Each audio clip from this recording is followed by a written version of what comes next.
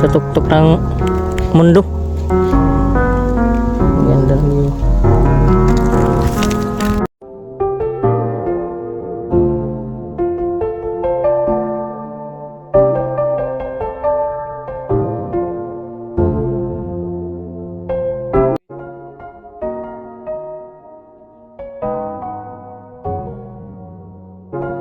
Ito na mga guys, no, ang Tracy. pang 13 na station, no. Ito na ang pang 13. Basahin mo, basahin. Ang pang 13 na station ko, no. Jesus is laid in the arms of His blessed mother.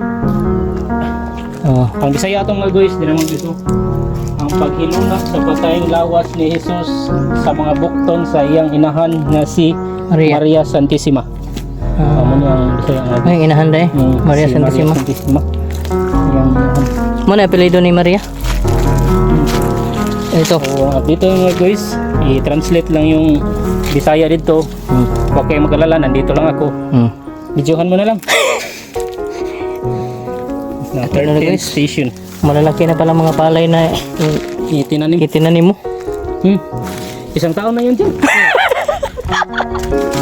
Daghan dahil mal. Laid in the tomb. Tomb yan, tomb yan.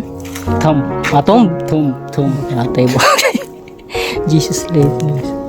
Kung sa day Bisaya ng lubnganan eh, how English? Ano tomb? Tomb yan. Ito na mga guys, no, ang pang 14 na istasyon. So, Jesus is laid in the tomb. Tomb. Ang paghiluna kang Jesus sa lubnganan. Muna ang ika-14 na istasyon. Sa English, si Aljon na lang bahala dyan. Kasi master in English si Aljon. Lalahos na lang tayo sa 15 kasi ang init-init na rin.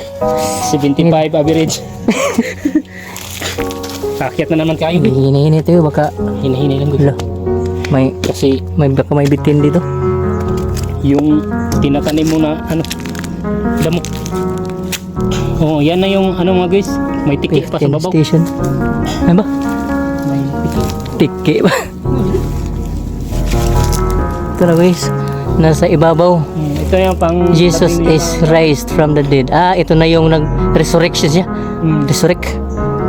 Pagkabanhaw ni Jesus. Raised from the dead. Stasyon.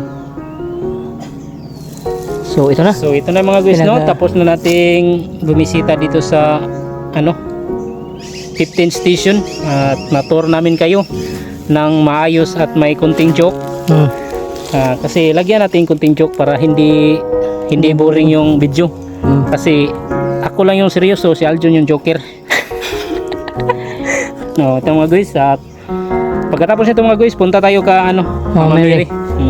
Ilang steps yun? Kabilang bundok. 3,000 steps? Ang layo-layo pa dun, guys.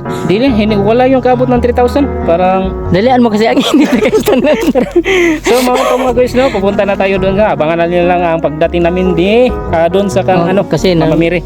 Kasi nalulubat na. Parang naluluto yung agtang ko. Ito mga guys, no, ang final destination na to, no. Tapos na tayo sa 15 na istasyon. Punta na tayo kay Mama Mary, guys. Tara mga guys. Doon sa pinakatuktok. Kabilang bundok. Pinakatuktok guys. Pinakatuktok na. Puntahan natin doon. Let's go. Guys. Yan, Mama Mary. No? Hindi pa tayo pumunta. Di pa tayo pumunta sa itaas kay Mama Mary. Punta muna tayo dito sa kapilya nila. Let's go. Grabe ang ganda ng kapilya ng mga guys. Ang laki ng restroom guys, parang bahay ko na to. Bahay. Laki. Mas malinis guys. Restroom nila guys, mas maganda pa kaysa sa bahay namin. Ang gara ng lugar yan, ang gara ng lugar na to. Ang ganda Ganda ng chapel dito mga guys. Bilisan natin kasi malulubat na tayo. Mountain of Salvation.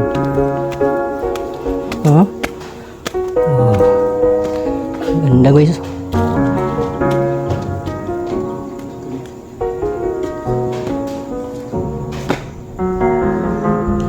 Mountain of Salvation guys.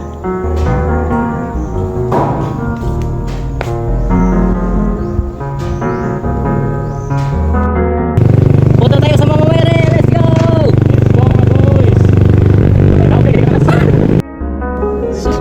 disable ito kuy. Ngagdan.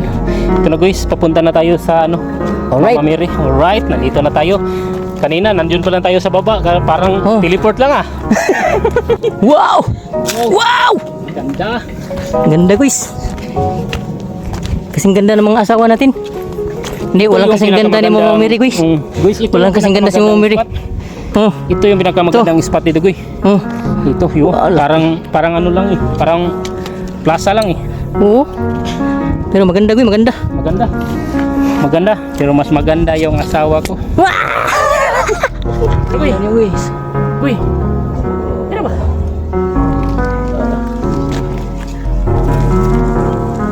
Pisti ka sa buwan kasi garja di po ang aga.